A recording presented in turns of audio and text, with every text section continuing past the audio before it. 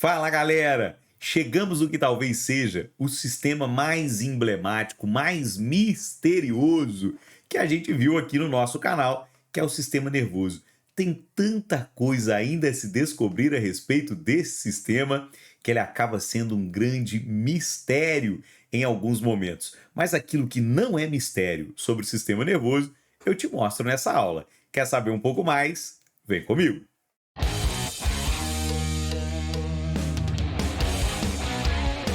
Fala pessoal, vamos lá então desvendar esse sistema para você. Começando aqui com as funções do sistema nervoso. Primeira coisa, esse sistema tem tantas funções que eu vou apenas elencar aqui algumas das principais, algumas que aparecem mais recorrentemente em prova. Todas é impossível, a aula ficaria extremamente grande e eu tenho certeza que eu me perderia em algum momento nela devido à enormidade de funções que esse sistema apresenta, tá? Então vamos começar com aquilo que é óbvio. O que é papel do sistema nervoso? É integrar os demais sistemas do corpo. O sistema nervoso ele interage com todos os outros sistemas do organismo, tá? Interage de forma a promover uma coordenação, uma regulação das demais funções do corpo. Obviamente, ele faz isso junto com o sistema endócrino, junto com o sistema circulatório. Então, a gente pode falar que ao coordenar, ao regular, ao integrar esses demais sistemas, o sistema nervoso contribui para a nossa homeostasia, que é o equilíbrio geral do funcionamento, do metabolismo do nosso corpo. Outra função do sistema nervoso é permitir que a gente interaja, que a gente interprete, receba e mande estímulos para o meio, tá? Então é função do nosso sistema nervoso receber, transmitir e interpretar tanto estímulos que vêm do meio quanto estímulos que vêm do nosso próprio corpo. Então eles nos permite através do sistema sensorial, visão, paladar, audição, olfato, interagir com o meio, interpretar o meio que está ao nosso redor e também interagir com o nosso próprio organismo, tá? Com os nossos outros sistemas aí. Também é responsável por armazenar memória. O sistema nervoso é responsável pelo armazenamento da memória, pelo pensamento lógico, pelas noções de bom senso, né? Pelos sonhos, pela personalidade. Mas quando a gente fala aqui em armazenar informações em memória, a gente está falando tanto da memória cognitiva, que é o aprendizado, por exemplo, o que você vai aprender aqui hoje vai ficar gravado na sua memória, em alguma região do seu sistema nervoso, mas também memória motora. Você deve pegar aí o seu celular, por exemplo, e fazer aquela senhazinha de desbloqueio praticamente no automático. O seu corpo guardou a memória motora daquela senha, né? Assim como você guarda a memória motora caso você trabalhe aí em algum setor, né, industrial, por exemplo, em que a máquina precisa de um certo comando, tem gente que memoriza aquele comando, né, aquela ação motora por anos. Você pode passar o tempo que for que a pessoa não esquece, é igual andar de bicicleta. É uma ação motora que fica memorizada no nosso cérebro. Tá? E por último aqui, mas não menos importante, o cérebro é responsável pelo controle das nossas ações voluntárias, como por exemplo, ó, quero mexer aqui os dedos, abrir, fechar a boca, piscar os olhos, levantar o braço, abaixar o braço, e também das ações involuntárias, não o cérebro, né? O sistema nervoso, tá? Como por exemplo, o batimento cardíaco, a frequência respiratória. Isso tudo é controlado pelo sistema nervoso. Então, tanto o que é voluntário quanto o que é involuntário passa aí pelo controle do nosso sistema nervoso. Então, aqui as principais funções exploradas em prova para você. E vamos lá te apresentar agora o sistema nervoso. Tio Igor, o sistema nervoso é composto pelo quê? Então, vamos lá te mostrar quais são os componentes aí. Começando, galera, pelo que a gente chama de sistema nervoso central, que obviamente fica no eixo central do organismo. Ele é composto pelo encéfalo que está aqui, ó, abrigado no nosso crânio, tá? Na nossa caixa craniana, e pela medula espinal, que passa no interior da nossa coluna, ou passa ali entre as vértebras da nossa coluna, ok? Repara que tanto o encéfalo quanto a medula, eles estão aqui no eixo central do organismo. E daí o nome sistema nervoso central. O encéfalo é dividido em cérebro, cerebelo, mesencéfalo, tálamo, hipotálamo, ponte e bulbo, que eu vou te apresentar ainda nessa aula. E a medula, repara o nome, não é medula espinhal, tá? A gente chama de medula espinal, é o termo certo, que está dentro da nossa coluna protegida ali entre as vértebras. Ela é dividida em segmentos: cervical, torácica, lombar, sacral, que eu ainda vou te mostrar nessa aula de hoje. E além do sistema nervoso central, a gente tem o sistema nervoso periférico. Repara que partindo do encéfalo e partindo da medula, nós temos estruturas aí em azul, tá? Que são chamados de nervos e gânglios. Esses nervos e gânglios formam o nosso sistema nervoso periférico, que é dividido em somático ou voluntário, que é responsável pelo controle de ações voluntárias, principalmente do movimento dos músculos esqueléticos, tá? E ele é formado por um conjunto de nervos cranianos, que estão aqui no crânio, e nervos raquidianos, que partem da medula, tá? E a gente tem um sistema nervoso periférico autônomo, ou também conhecido como involuntário, que controla ações involuntárias do nosso corpo, que é subdividido em simpático e parasimpático. Visto isso tudo, nós vamos a destaque aqui para você no sistema nervoso central. Então, nessa aula, a gente vai trabalhar o encéfalo e a medula espinal, começando pelo estudo do encéfalo. Então, vamos lá. Galerite, o encéfalo ele é protegido pelo crânio, ou pela caixa craniana, e ele é dividido em cérebro, também conhecido como telencéfalo, que está aparecendo aí para você em vermelho, em diencéfalo, onde a gente encontra o tálamo e o hipotálamo, mesencéfalo primeiro, que está aparecendo aí em cinza, o cerebelo ou metaencéfalo, que está aparecendo lá embaixo em marrom, e por último, na ponte e no bulbo, também chamado de medula oblonga. Tio Igor, dessas subdivisões do encéfalo, quais eu tenho que lembrar para os vestibulares? Obviamente, o cérebro, o cerebelo na sequência, é muito cobrado, ponte, bulbo e o hipotálamo, devido à importância endócrina dele, mas a gente também vai falar de algumas funções dele aqui, dentro do sistema nervoso. Mas o hipotálamo principalmente pela função endócrina, tá legal? Bom, começando a análise aí do encéfalo, ou continuando, perdão, a análise do encéfalo, a gente vai notar que o encéfalo, além de ser protegido pelo crânio, ele também é protegido por 3 membranas fibrosas que a gente conhece como meninges, As meninges são formadas por tecido fibroso e elas revestem tanto o encéfalo quanto também a medula espinal, A medula espinal, além das vértebras aqui que a protegem, ela também é envolvida e protegida pelas meninges. Mas vamos focar aqui no encéfalo. Repara que no encéfalo lá em cima, a gente tem, além do crânio, 3 membraninhas, uma de cor azul, uma de cor rosa e uma de cor amarela, que são as chamadas meninges. A mais externa e mais fibrosa delas é conhecida como dura mater. Ela fica em contato direto com o crânio, Abaixo da dura mater, a gente tem a aracnoide, que recebe esse nome por lembrar uma teia de aranha, no seu aspecto aí.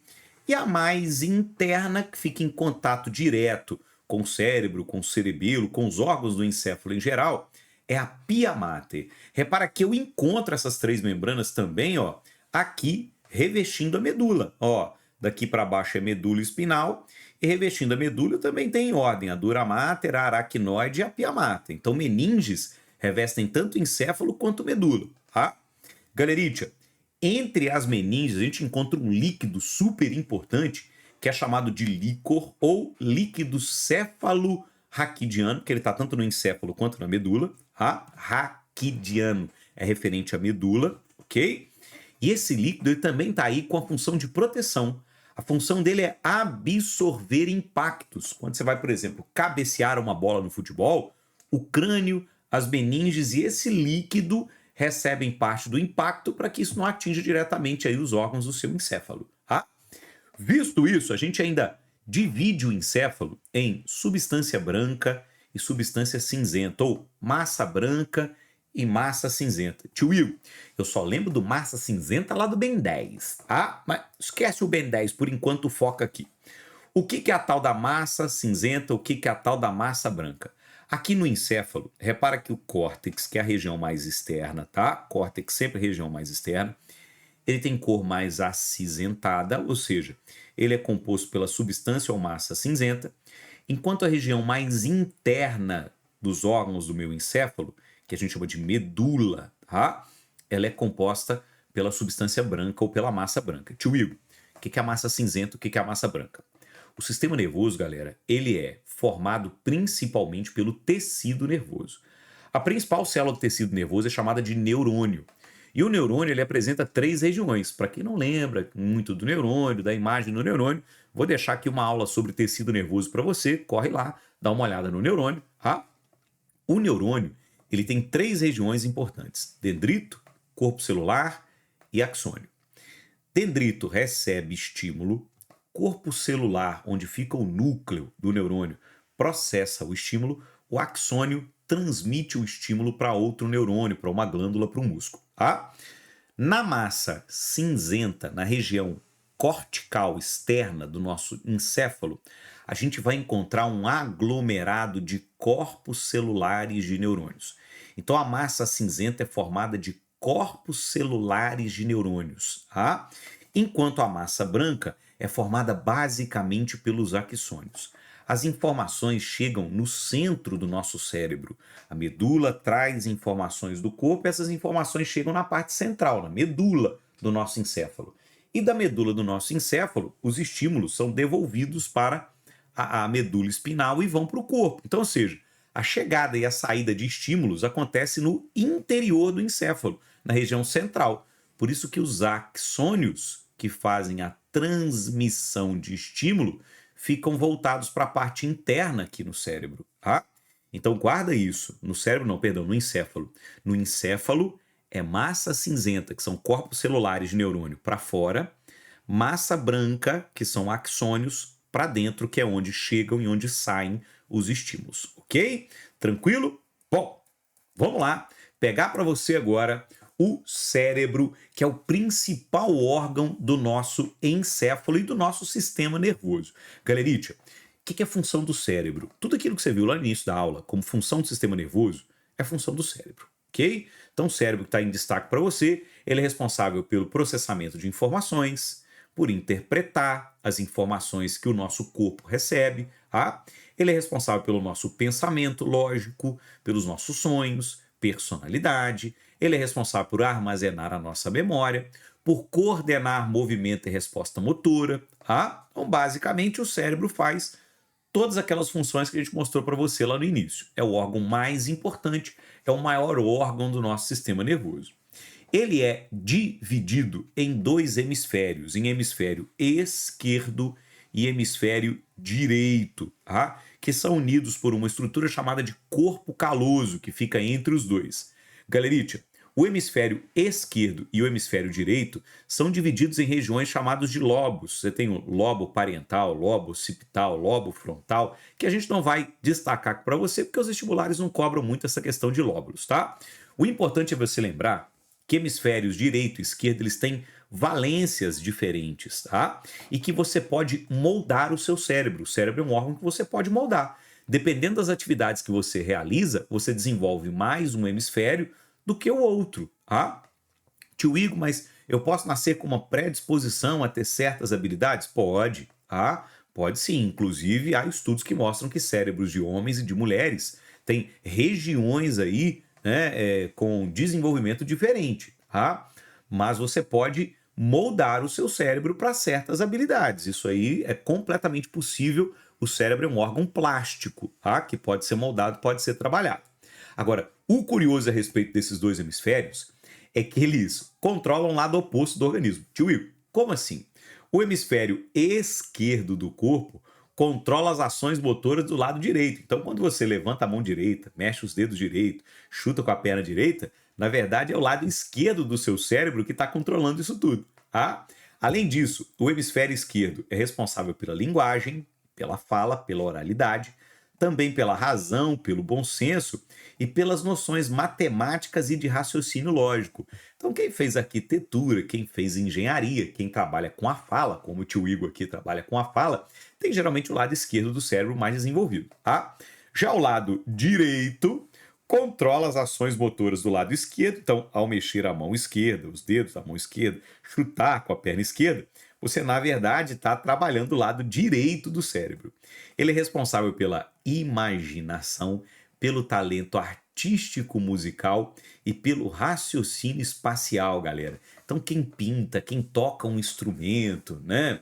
Quem pratica alguma atividade artística, geralmente costuma ter o lado direito mais desenvolvido.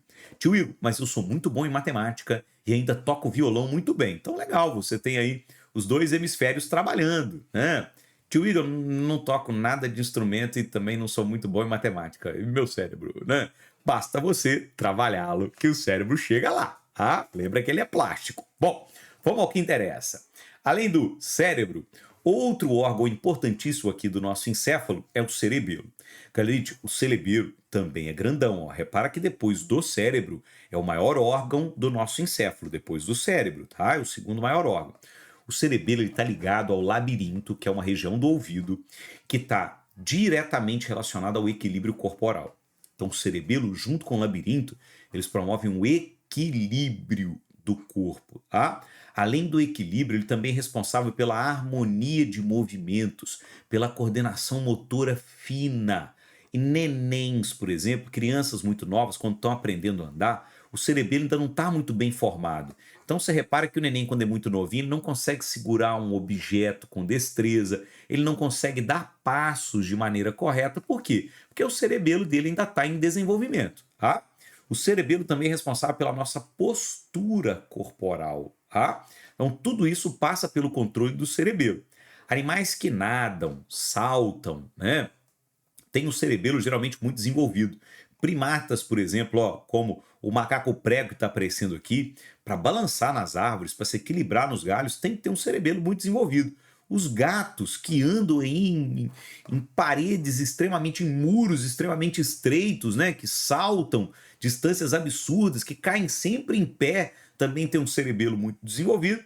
E os golfinhos, por exemplo, com aquelas acrobacias aquáticas, com aquele nado super maravilhoso que eles têm, também precisam de um cerebelo muito desenvolvido para exercer isso tudo. Ah, bom, além do cerebelo, a gente vai falar um pouquinho também do mesencéfalo. Mesencéfalo, para te falar a verdade, eu tenho quase 20 anos de sala de aula. Se eu vi ele uma, duas vezes em prova, foi muito. Ah, o mesencéfalo, galera, ele só tem a função de auxiliar no tônus muscular. Que é a rigidez dos nossos músculos. Então, basicamente, ele trabalha aí. Nem vou me alongar muito, porque ele aparece pouquíssimo em prova. Além do mesencéfalo, vamos lá trabalhar agora dois órgãos importantíssimos aqui, que são a ponte e o bulbo, também conhecido como tronco encefálico ou cérebro primitivo. Tio Igor, por que cérebro primitivo? Porque, em termos evolutivos, são as estruturas mais antigas do nosso sistema nervoso central.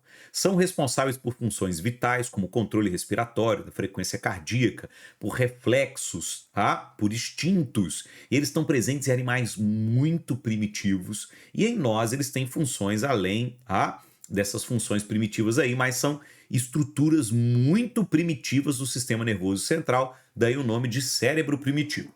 Vamos analisar primeiro aqui para você a ponte. A ponte, como o nome já fala, ela liga, ela conecta o córtex cerebral ao cerebelo. Além disso, ela tem uma função auxiliar aí no equilíbrio e na coordenação motora. Lembrando que equilíbrio é mais com o cerebelo, coordenação motora mais com o cérebro, mas como ela interliga os dois, ela acaba participando aí do equilíbrio e da coordenação motora. E ela também está muito envolvida com o controle do movimento dos olhos, quando você mexe os olhos para um lado e para o outro, e também da bexiga. Agora, além da ponte, o mais importante aí do tronco encefálico é o bulbo. O bulbo aparece mais em prova. Galerite, o bulbo ele é responsável, por exemplo, pelo controle da frequência respiratória. Quando você tenta prender a respiração por muito tempo, uma hora ou outra você solta e respira. Tio Igor, por quê? Porque concentração de gás carbônico, alta concentração de gás carbônico no sangue, deixa o sangue ácido. Quando o bulbo percebe essa acidez, ele te faz respirar. Então é impossível você se matar prendendo a própria respiração, porque o bulbo não vai te deixar fazer isso. Quando o bulbo perceber que o seu sangue está ácido, ele vai te obrigar, ele vai te forçar a respirar, tá? Então ele faz o controle da frequência respiratória. Ele também está envolvido com o controle dos batimentos cardíacos, tá? O bulbo está diretamente ligado a isso. Ele participa do controle da pressão arterial e de alguns movimentos involuntários, como por exemplo tosse, espirro, o vômito. Cara, involuntário, tenta segurar a tosse, é impossível. Tenta segurar vômito, é impossível, tá? Por que a gente tosse, por que a gente espirra? Para eliminar substâncias indesejáveis do nosso trato digestório ou respiratório. Ó, por exemplo aqui, tá vendo? Engasguei aqui, tive que tossir. Por que a gente vomita? Porque tem algo que não é legal no nosso estômago e a gente quer fazer com que ele volte. É uma ação involuntária, tá? Assim como o bulbo também controla a digestão, a deglutição, que é o ato de engolir, e ele está envolvido também com o paladar, tá? Além da língua, o bulbo ajuda aí nessa interpretação de paladar. Tá aí para você as principais funções da ponte e do bulbo, beleza? Pra gente terminar aí, vamos falar das últimas duas regiões aqui do encéfalo que estão faltando, que é o tálamo. O tálamo, essa região em verde aparecendo aí, ó, no centro do nosso encéfalo, tá? O tálamo, galera, ele conecta hemisfério direito e esquerdo e ele faz transmissão de sinais sensoriais, em especial de sinais sensoriais, tá? E motores ao cérebro, e ele também participa do controle das nossas emoções. Mas emoções não é muito com tálamo.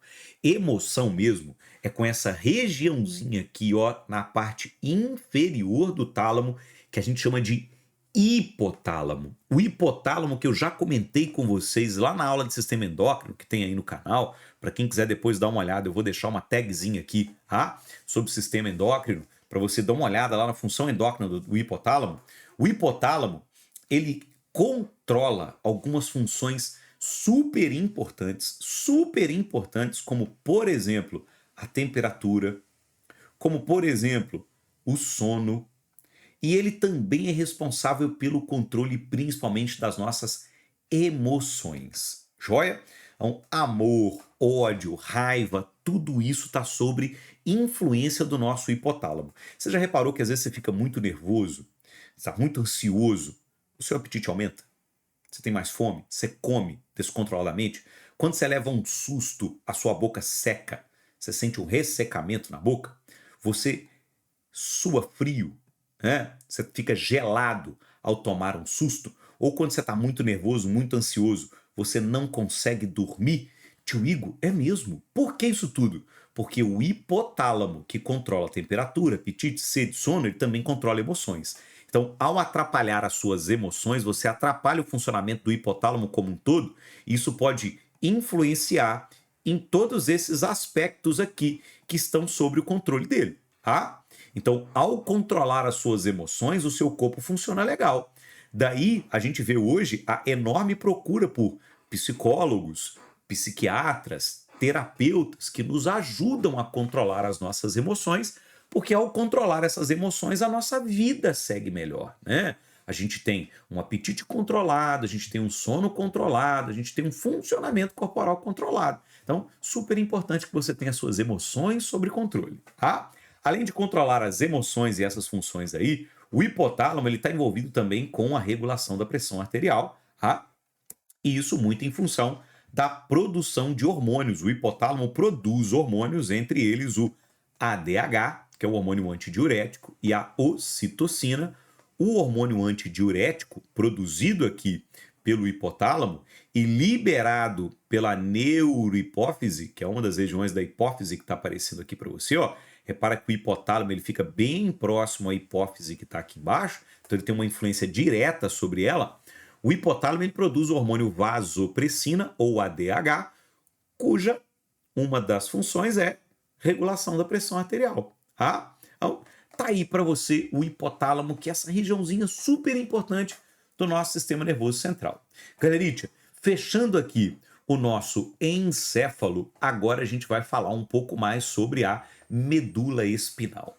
A medula, ela tem a função principal de conectar o nosso corpo ao encéfalo. Então a medula, ela traz estímulos do corpo para o encéfalo e leva estímulos ou respostas do encéfalo para o corpo, tá? Então basicamente ela comunica o corpo com o encéfalo. E ela é dividida em regiões. Bem aqui no nosso pescoço, ó, logo abaixo do encéfalo, tá? Então a região inicial da nossa medula é chamada de cervical. E ela é composta aqui, né? Ela passa no interior, perdão, de algumas vértebras da nossa coluna, que vai da C1 até a C7. Tá? Então são 7 vértebras aqui que protegem a região cervical da nossa medula. Para baixo da cervical, a gente tem a região torácica, protegida pelas vértebras torácicas que vão de T1 a T12, lá embaixo. Depois da região torácica, a região lombar, que envolve aqui, ó, 5 vértebras, tá? E a última região, que é a região sacral, que está aqui embaixo, tá? Que termina lá no cóccix, que é o remanescente da nossa cauda. Então a nossa medula passa aí no interior dessas vértebras, fica protegida por esses ossos, tá? Que formam a nossa coluna vertebral, e ela é dividida nessas regiões que você está vendo aí. Galerite, a medula, assim como o encéfalo, tá? Além de ser protegida por vértebras, ela é protegida pelas meninges, ó. Então repara que a medulinha está aqui. Envolvendo a medulinha eu tenho as meninges que estão aparecendo aqui. E além das meninges, as vértebras que formam a nossa coluna vertebral. Entre uma vértebra e outra, a gente está encontrando aqui um disquinho de cartilagem, ó, chamado de disco intervertebral, que eu vou colorir aí para você. Esse disco pode inflamar em algumas pessoas, causando o que a gente conhece como hérnia de disco, que é extremamente dolorosa. Quando esse disco inflama, ele pressiona a nossa medula, é uma dor muito intensa, muito forte, pode limitar movimento, limitar a vida da pessoa. A cirurgia de correção, tá? Mas se a pessoa não corrigir certos hábitos, como por exemplo aí abaixar e levantar corretamente, sentar corretamente na cadeira, ao praticar atividade física, principalmente musculação, tomar muito cuidado, né? Ao levantar pesos aí lá na academia, esse problema pode voltar, ele pode ser um problema recorrente mesmo com cirurgia, tá? Então vamos dar uma olhada mais de perto aí na nossa medulinha, vamos dar um destaquezinho aqui maior para você, vou pegar outra imagem, vamos destacar, e eu quero começar te mostrando aqui as meninges que também aparecem na medula, tá? Então repara que, ó, mais por fora a gente tem a dura mater, que é aquela camada mais fibrosa, a aracnoide logo na sequência e a pia mater mais interna, em contato direto com a medula mesmo, tá? E ainda existe o líquido aí também, o líquor, o líquido cefalorraquidiano, protegendo, beleza? Assim como acontece no encéfalo, a medula também é dividida entre substância branca e substância cinzenta. Só que, ó, repara uma coisa aí. Na medula, essa região, deixa eu pegar aqui o laser, tá? A região que a gente chama de H medular, ó, que é essa região mais escura em forma de H, a gente tem a substância cinzenta. E na parte externa da medula, toda essa região externa, a gente tem a substância branca, tá? Então na medula, galera, rola o oposto do que a gente tem no encéfalo. Enquanto no encéfalo é substância cinzenta para fora, substância branca para dentro, na medula é o oposto, tá? Na medula é branca para fora e cinzenta para dentro. Isso acontece porque os estímulos chegam e saem da periferia da medula, diferente do que acontece com o encéfalo. Os estímulos chegam e saem do meio do encéfalo. Então eu preciso dos axônios, dos dendritos voltados para o meio do encéfalo. Aqui na medula eu preciso dos axônios e dendritos voltados para a superfície. Por isso, substância branca para fora, substância cinzenta para dentro, tá? Repare que em cada secção aí da minha medula, eu tenho também a chegada de um nervo raquidiano. Nervos raquidianos são aqueles nervos que partem ou chegam até a medula. Esses nervos, galera, eles podem ser de 2 tipos. Vamos lá dar uma olhada, deixa eu colocar aqui para você uma imagem melhor, para a gente poder analisar. Então, ó, repara que a minha medula está aqui. Essa parte aqui da medula é a parte voltada para as nossas costas. Essa parte da medula aqui é a parte voltada para o nosso ventre, para a nossa barriga, tá? Para frente do corpo. Então, essa parte traseira aqui, onde eu estou passando o apontador laser, a gente chama de região dorsal. Então, na parte dorsal da minha medula, chegam os chamados nervos, deixa eu trocar aqui para o marca-texto, chegam os chamados nervos aferentes ou sensitivos. Guarda isso aqui. Ah, então, na parte de trás da medula, chegam os chamados nervos sensitivos. Tio Igor, o que é o nervo sensitivo? É um nervo que traz estímulos do corpo para o sistema nervoso central. Vou repetir para você anotar. Um nervo sensitivo traz estímulos do corpo para o sistema nervoso central, ok? Então, se você reparar aí, ó, na animação que vai aparecer, na parte de trás da medula, os nervos sensitivos chegam trazendo estímulos para o sistema nervoso central. Tá? Na parte da frente da minha medula, na parte voltada aqui para a região anterior ou ventral do corpo, ó, raiz ventral agora, nós temos a saída da medula de nervos eferentes ou conhecidos como nervos motores. Esses nervos motores geralmente se ligam a músculos, geralmente se ligam a glândulas para coordenar, para estimular ações motoras. Tá? Então, basicamente, esses nervos motores levam estímulos do sistema nervoso central para o corpo, ou seja, fazem o contrário do nervo sensitivo. Tá? Enquanto o nervo sensitivo traz do corpo para o sistema nervoso central, o nervo motor leva respostas, leva estímulos do sistema nervoso central para o corpício. Entendido? Ainda há nervos no corpo que podem ser mistos, que podem fazer as duas coisas, podem ser tanto sensitivos quanto motores. Beleza? Com isso, a gente fecha aqui a nossa primeira aula do sistema nervoso. Não sai daí não, que já tem a aula 2 para você aí no canal. Vai lá para ver comigo o sistema nervoso periférico. Te espero lá. Um grande beijo e até a próxima aula.